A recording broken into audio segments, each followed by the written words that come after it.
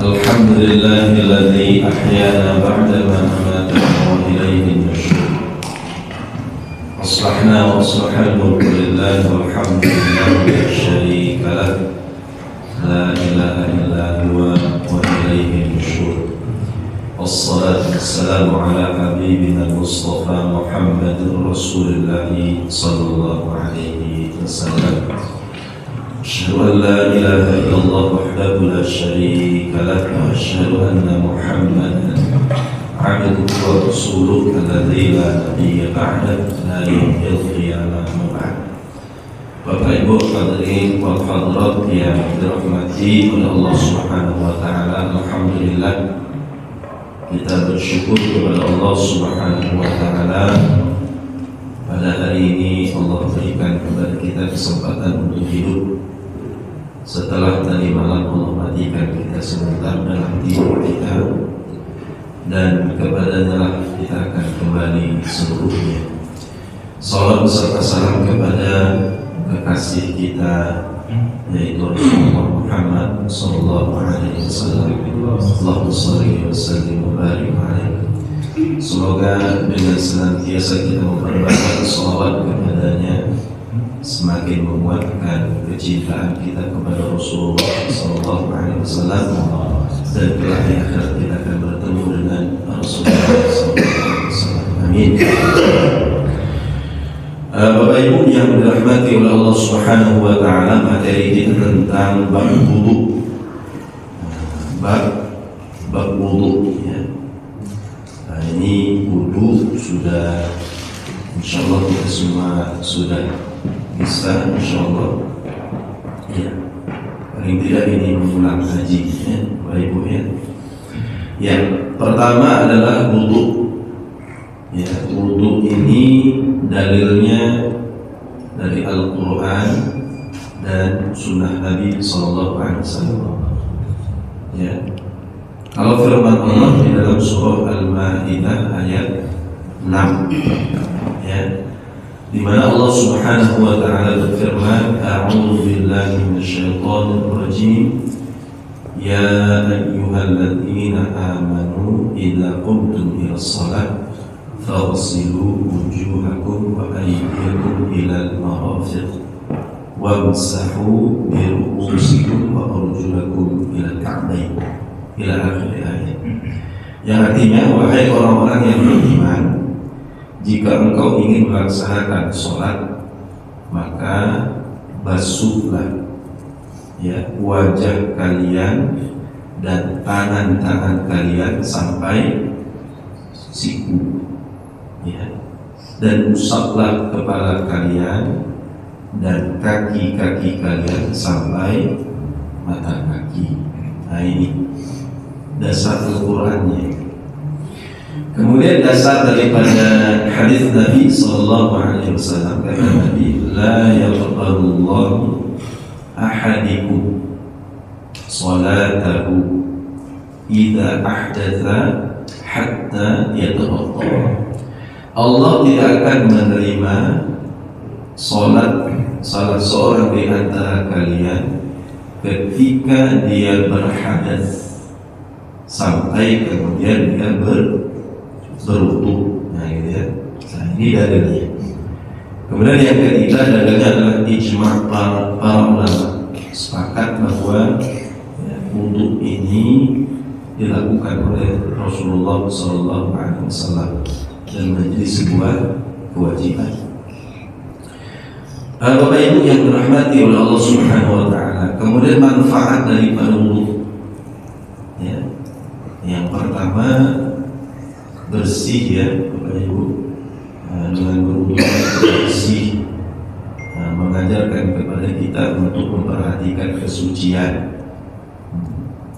Kemudian juga dengan wudu ini menggugurkan dosa-dosa kita. Kata Nabi itu, ketika seseorang itu berkumur-kumur, maka setiap air yang keluar itu menggugurkan dosa-dosa yang dilakukan oleh mulut. Ketika kita membasuh wajah, ya, menggugurkan, setiap tetesan air itu menggugurkan dosa-dosa yang dilakukan oleh anggota yang ada di wajah ini. Begitu juga dengan tangan, begitu juga dengan kaki. Ya, setiap tetesan air. Tapi Bapak Ibu bukan berarti kemudian ini kalau berwudu gugur dosa gitu kan, dibuat banyak-banyak, nggak boleh juga, ya kan? Ada aturannya juga dalam berwudu itu. Gitu. Ya. Kemudian yang ketiga, kata Nabi Sallallahu Alaihi Wasallam, kita nanti akan diseru, akan dipanggil, akan dibangkitkan. Kata Nabi dalam keadaan bercahaya. Cahaya apa itu? Cahaya bekas wudu. Makanya Abu Bakar As-Siddiq itu dia kalau berwudu dilebihkannya daripada anggota tubuh di mana dibasuhi dengan wudu. Contoh misalnya tangan tadi kan dari ujung jari sampai siku dia sampaikan lengannya. Kalau kaki sampai mata kaki dia lebihkan sampai betis. Ketika Nabi nanya, ya Abu Bakar, kenapa kau melakukan ini? Kata Abu Bakar, supaya nanti ketika aku dibangkitkan cahayanya lebih banyak. Jadi manfaat wudu itu. Kemudian langsung saja Bapak Ibu yang dirahmati oleh Allah Subhanahu Wa Taala, furudul wudu. Apa itu Bapak Ibu? Furud, fardu apa? Kewajiban wudu atau rukun wudu. Jadi wudu ini, kewajiban wudu itu hanya 4, sebagaimana yang tadi disampaikan oleh firman Allah. Wudu itu cukup 4 saja. Apa itu Bapak Ibu? Membasuh wajah, kemudian membasuh tangan dari ujung jari sampai siku, kemudian mengusap kepala. Kalau dalam mazhab Syafi'i sebagian kepala, kemudian kaki sampai mata kaki, dan cukup. Itu selebihnya itu adalah sunnahul wudu, sunnah dalam berwudu, dan cukup sekali saja. Kemudian ditambah 2 furudul wudu. Tadi 4 ditambah 2. Yang pertama adalah niat. Yang kedua atau yang ke-6 adalah tartib, ya, berurutan, ya, itu. Jadi furudul wudu, ya, rukun wudu atau kewajiban wudu itu 6. 1 niat, 2 membasuh wajah, 3 membasuh tangan sampai siku, 4 mengusap kepala atau sebagian kepala, kemudian yang kelima membasuh kaki sampai mata kaki, kemudian yang keenam tertib, harus berurutan. Ya. Kita jelaskan Bapak Ibu. Pertama, niat. Ya, niat. Niat ini sepakat para ulama, niat itu di hati. Di hati. Niat itu di hati. Contoh misalnya ini kita sholat subuh, tadi kita bangun, kemudian kita mendekati tempat wudu, itu sudah berniat untuk berwudu. Mau ngapain? Wudu ya mau sholat subuh ngapain gitu kan? Itu niat.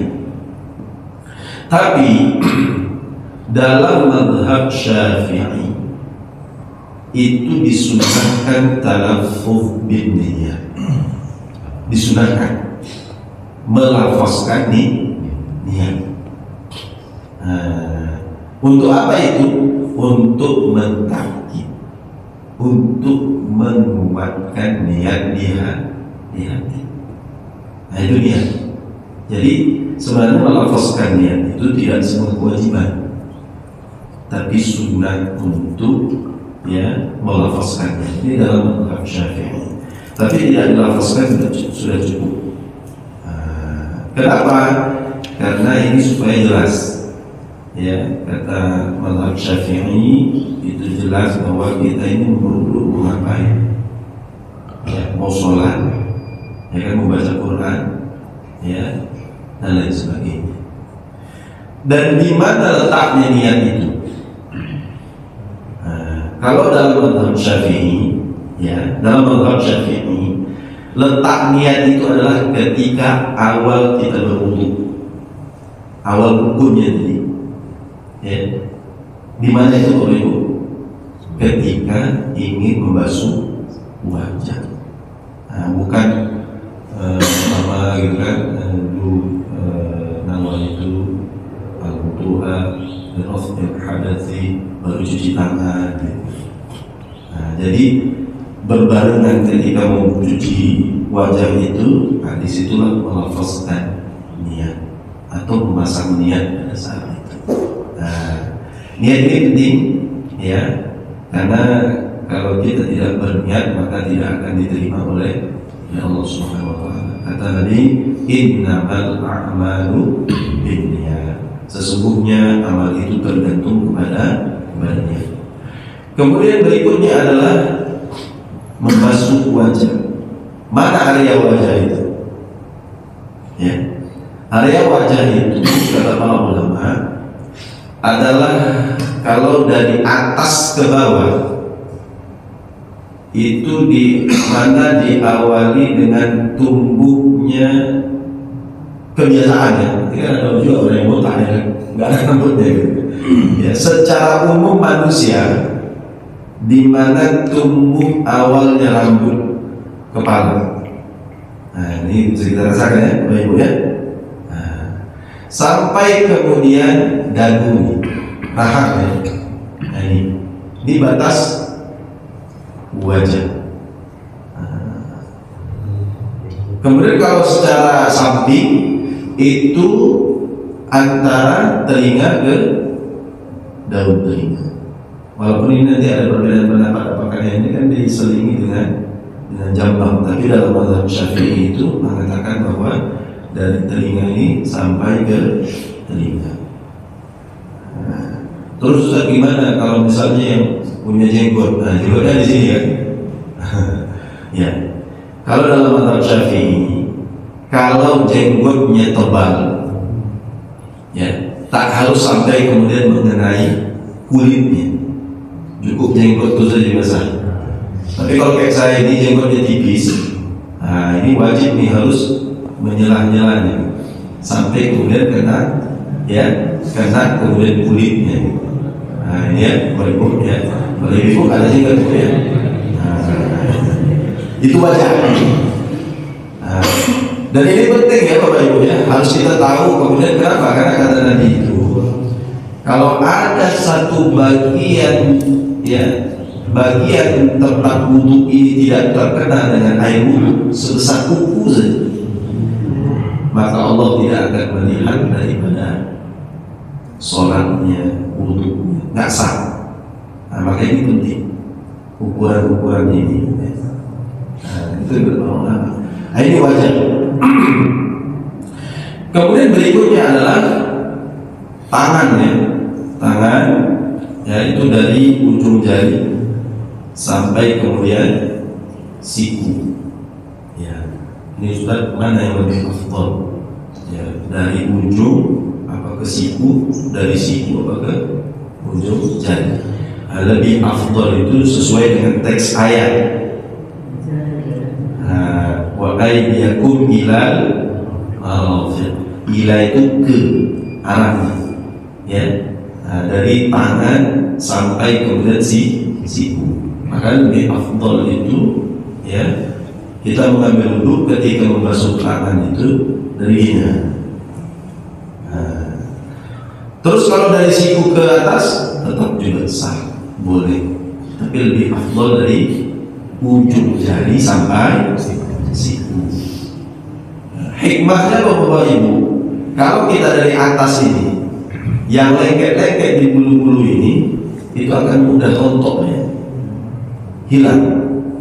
Ya, kenapa? Karena dia terdorong. Tapi kalau dari atas ke bawah itu hikmahnya. Nah, kalau ada sesuatu yang mungkin belum bersih tuntas dia, masih lengket di bulu-bulu. Nah, itu satu hikmahnya. Ya, itu tangan.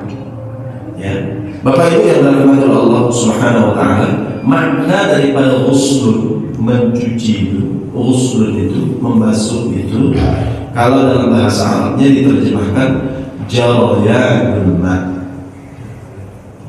Jarayanul ma, menjalankan air. Jadi sebenarnya wudu itu cukup dijalankan saja air itu. Nah, kalau kita merasa itu merata, itu sudah sah. Tapi kan lebih baik dibantu dengan tangan ya, supaya merata, memastikan dia rata. Nah, itu secara makna. Ghuslun itu jalannya menjalankan air. Nah, wajah misalnya sesiramnya gini. Nah, kalau kita merasa itu yakin bisa merata, itu sudah sah untuk berwudu. Ya. Kemudian setelah itu adalah wamsahu biru'usikum. Ya, mengusap kepala. Kalau dalam mazhab Syafi'i itu cukup dengan mengusap sebagian. Ya, biru'usikum di situ adalah sebagian. Nah, sebagian daripada rambut depan. Ya. Nah, kalau disebutkan dalam riwayat itu adalah pas di ubun-ubunnya Nabi Sallallahu Alaihi Wasallam. Jangan ada ujung rambut. Nanti kalau yang ibu-ibu yang panjang rambutnya, kayaknya ujungnya gini-gini kan? Enggak bu, tapi rambut yang ada di ubun-ubun. Jadi di sini, nah, sedikit aja. Nah, gitu. Bukan nanti yang ditafsirkan ujung rambut. Kalau yang panjang ujung rambutnya gini-gini enggak. Tapi rambut yang ada di ubun-ubun. Itu pendapat mazhab Syafi'i. Ya. Kalau saya baca itu dalam kitab Taqrirus Sadidah itu disebutkan dari mazhab Syafi'i itu. Bahkan beliau memasukkan sunnah seluruh kepala. Makanya nanti kalau dalam mazhab Hambali itu berpendapat, ya, wamsahu biru'usikum itu adalah mengusap seluruh kepala. Maka nanti Bapak Ibu ada yang kemudian dilihat ada orang yang berwudu ini. Nah, dan itu ada dalilnya dari Ali bin Abi Thalib radhiyallahu anhu. Ya, Nabi itu kalau kemudian mengusap kepalanya dari depan, nah, terus ke belakang, tarik lagi ke depan, kemudian langsung ke kuping sekali itu. Nah itu dalilnya. Ya, kenapa langsung? Kenapa seluruh kepala? Karena bisa biru'usikum, itu mengusap. Artinya usap seluruh kepala. Kemudian kenapa sekaligus dengan kuping? Karena kuping ini kalau dalam mazhab Hambali, kuping ini adalah bagian daripada kepala. Tapi tidak dalam mazhab Syafi'i. Ya, kalau dalam mazhab Syafi'i, kuping ini tidak bagian daripada kepala. Kemudian kalau dalam mazhab Syafi'i itu kan ada namanya air mustakmal, air yang sudah dipakai untuk bersuci, bekasnya itu nggak boleh lagi dipakai. Makanya dalam mazhab Syafi'i, kalau sudah dipakai di kepala, engkau berpindah ke kuping, berarti itu memakai air mustakmal, makanya nggak sah, nggak bisa. Makanya dalam mazhab Syafi'i ini diusap kuping lain sendiri. Nah, tidak bisa jadi satu. Ini perbedaan pendapat dalam bagian mengusap kepala ini ya, Bapak Ibu.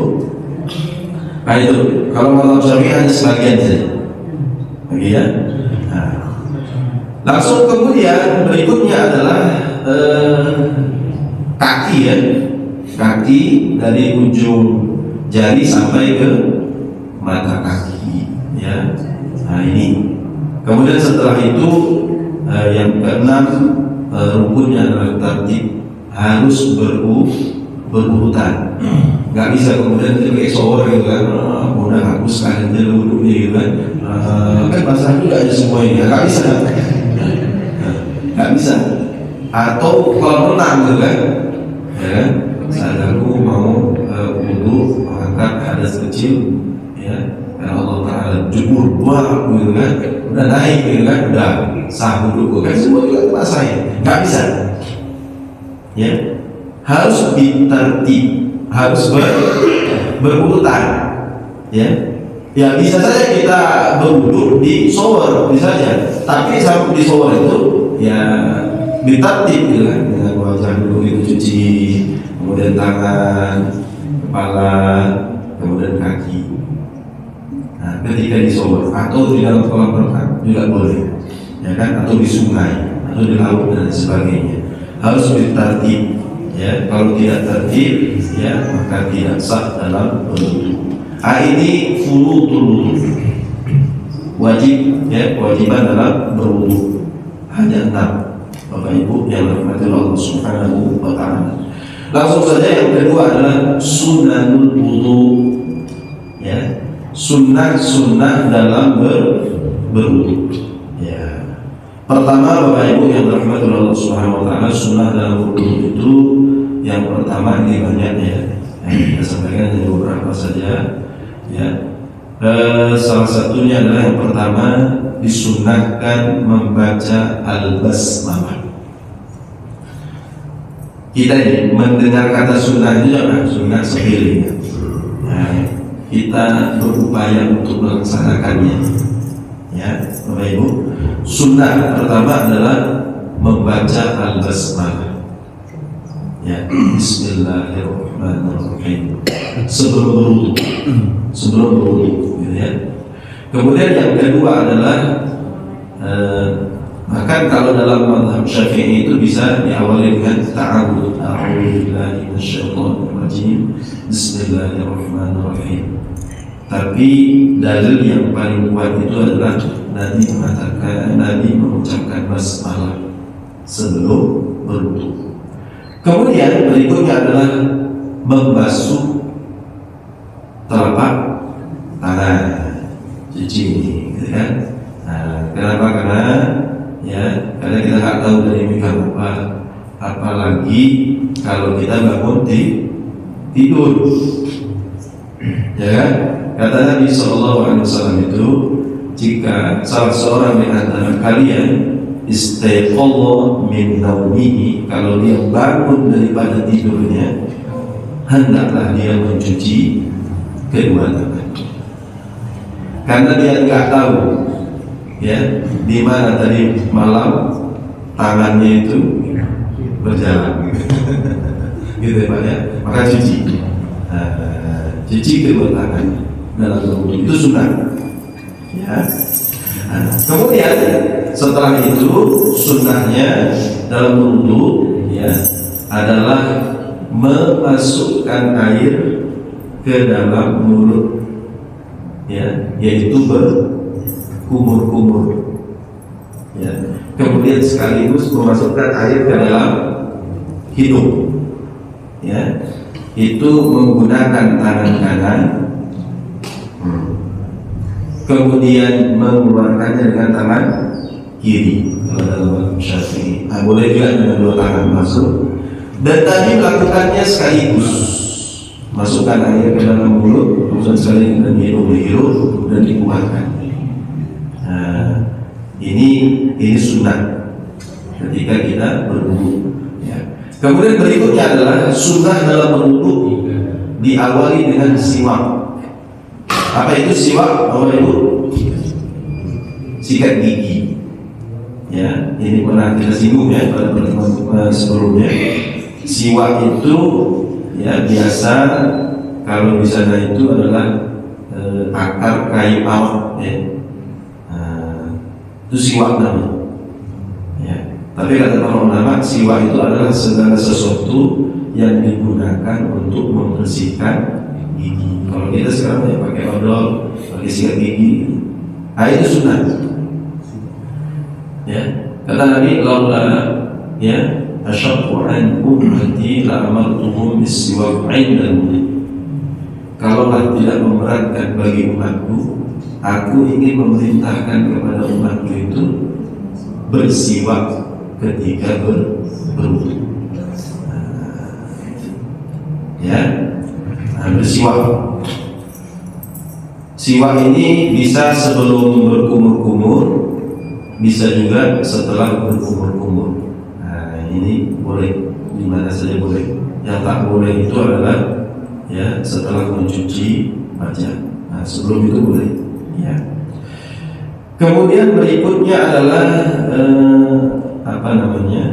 ya, dalam berwudu ini tidak boleh mualat itu artinya berkesinambungan. Artinya dari satu bagian ke bagian lainnya itu harus terus, jangan ada jeda. Contoh misalnya kita cuci wajah, membasuh wajah, kemudian setelah itu kan tangan, ya setelah itu tangan, rupanya ada pula handphone, ya kan? Membasuh wajah ada handphone, nah kita angkat dulu, gitu kan? Nah, setelah selesai handphone, ya kan? Baru kemudian tangan, nah ini tidak boleh. Dia harus berkesinambungan. Ukurannya bagaimana? Ukurannya itu kalau dalam mazhab Syafi'i disebutkan ukurannya adalah jangan sempat kemudian keringnya bagian tubuh di mana kita berwudu. Ukurannya kering. Kalau masih basah bisa. Nah, berarti boleh. Ya. Nah, ukurannya jangan sempat dia kering. Ya, itu ukurannya. Kemudian tadi kita singgung bahwa salah satu sunnah dalam wudu itu adalah membasuh seluruh atau mengusap seluruh kepala, ya. Kemudian sunnahnya adalah juga telinga, dan Nabi SAW ini membasuh telinganya itu dengan memasukkan jari telunjuk ke dalam, kemudian jempolnya ini ditarik dari bawah ke atas. Ini. Kalau dalam mazhab Syafi'i tadi berarti dia kepala sekali, kemudian telinga sekali. Kemudian sudah berikutnya adalah dilakukan 3 kali, dan tidak boleh 3 kali, tidak boleh lebih daripada 3 kali. Sunnahnya 3 kali. Kenapa? Karena Nabi SAW melakukan wudu itu membasuhnya 3 kali, dan Nabi tidak pernah lebih daripada itu. Bahkan dalam riwayat disebutkan Nabi itu sekali pernah, 2 kali pernah, dan kebanyakan Nabi melakukannya 3 kali. Ada seseorang yang kemudian melakukan wudu lebih daripada 3 kali, kemudian ditegur oleh Nabi. Engkau jangan berlebihan, karena berlebihan itu bagian daripada kesombongan. 3 kali. Berarti tadi wajah 3 kali, tangan 3 kali, mengusap kepala 3 kali, telinga 3 kali, ya. Kemudian kaki, ya, 3 kali. Ini sunnah dalam berwudu. Kemudian berikutnya adalah sunnah dalam berwudu ini, ya, berdoa, ya. Tetapi saya baca doanya itu tidak ada khusus bahwa Nabi itu Allahumma barik li, ya, wa barik li jari, ya, wa wasi' fi rizqi. Itu ada doa bahwa ketika Nabi SAW itu ketika berwudu, Nabi membaca doa ini. Tapi kata Imam An-Nawawi rahimahullah ta'ala mengatakan itu riwayat An-Nasa'i, ya. Kata Imam An-Nawawi bahwa dalil ini ya, bahwa Nabi pernah membacanya ketika di waktu ketika membasuh wudhu, dan pernah juga membacanya di setelah wudhu. Maka kata Imam Nawawi boleh saja diamalkan doa ini. Ya. Kemudian berikutnya adalah sunnah dalam wudhu ini. Berikutnya adalah kita berdoa setelah berwudhu. Apa itu doanya Bapak Ibu? Yang sering kita baca? Ya, asyhadu an la ilaha illallah wahdahu la syarika lahu wa asyhadu anna Muhammadan abduhu wa rasuluh. Kata Nabi, kalau kita barang siapa yang berwudhu, menyempurnakan wudhunya, kemudian setelah wudhunya dia membaca ini, maka Allah membuka 8 pintu surga. Silahkan dia mau pilih yang mana saja, kata Nabi. Ya. Kemudian ada dalil lagi yang menyebutkan bahwa bisa membaca doa kafaratul majlis. Ya, subhanakallahumma wa bihamdika asyhadu an la ilaha illa anta astaghfiruka wa atubu ilaik. Barang siapa yang membaca ini, maka Allah akan menghapuskan akan dosa-dosanya yang telah lalu, bahkan yang akan datang. Masya Allah ya. Kemudian yang populer adalah doa Allahumma ja'alni minal tawwabina waj'alni minal mutatahhirin. Ini sunnah berwudu. Kemudian berikutnya adalah sunnah berwudu itu adalah sholat 2 rakaat setelah wudu. Ini langsung setelah selesai wudu, langsung setelah itu kita sholat 2 rakaat. Itu ada sunnah. Ya, nah ini termasuk yang diamalkan oleh Bilal bin Rabah. Kata Nabi, wahai Bilal, aku ketika Isra Mi'raj diperlihatkan kepada di surga, terdengar olehku suara terompahmu. Nah, berarti Bilal itu sudah di surga gitu kan. Amalan apa yang kau lakukan wahai Bilal? Nah, kata Bilal, ini nggak ada ya Rasulullah, kecuali kalau setelah wudu aku sholat sunnah 2 rakaat. Niatnya sholat sunnah wudu tohar. Oh, itu ternyata. Nah, ini namanya kalau dalam mustalahul hadits namanya sunnah taqririyah. Sunnah yang Nabi tak pernah lakukan. Ada sahabat melakukan, tapi Nabi nggak pernah perintahkan dan Nabi nggak larang. Nah, berarti ini bisa kita amalkan. Ya. Nah, jadi kalau kita masuk surga, sandal kita sudah terdengar di surga, maka setiap selesai wudu, sholat sunnah 2 rakaat. Wallahu a'lam. Ini saja mungkin Bapak Ibu kajian kita pada pagi hari ini, pembahasan tentang wajib wudu, kemudian sunnah wudu. Insyaallah pada pertemuan berikutnya kita akan lanjutkan dengan hal-hal yang dimakruhkan dalam berwudu. Kemudian dalam berwudu ini juga seperti yang saya singgung tadi, jangan juga berlebihan. Karena kan air keran deras gitu kan. Nah, itu tidak boleh. Ya kan? Maka kalau yang deras, karena kan dia deras itu kan melebar ke samping gitu kan. Makanya lebih bagus kalau sekarang itu ada alatnya ya. Nah, penyaring itu, kemudian kadang dikasih selang gitu ya, selang supaya bisa dikecilkan. Ini karena keran yang beras itu kalau kita kecilkan melebar ke samping, kan bahasa baju gitu kan. Nah, maka ini kebijakan BKN bagaimana melihat itu gitu ya. Nah, kecilkan setengah gitu kan, nggak boleh. Ya, kalaupun tadi katanya wudu itu harus dilebihkan bagiannya, bukan berlebihan dalam pemakaian air. Karena kata Nabi, berhematlah kalian memakai air ketika wudu, walaupun sekalipun kalian itu di tengah-tengah laut. Laut banyak air lebar gitu kan, luas gitu kan. Ambil wudu selalu satu gayung sekali basuh gitu. Bahkan Nabi itu dia berwudu hanya pernah memakai air 1 mud. 1 mud itu tingginya 10 cm, 10 cm ke atas, 10 cm ke samping. Berapa tuh air itu? Nabi pernah berwudu dengan itu. Makanya kan ada orang ya. Kalau saya lihat itu ada Ustaz Ahiyah ya, berwudu cukup dengan satu tap itu. Nah, gimana dengan 1 tap ini dia bisa berwudu? Gitu ya.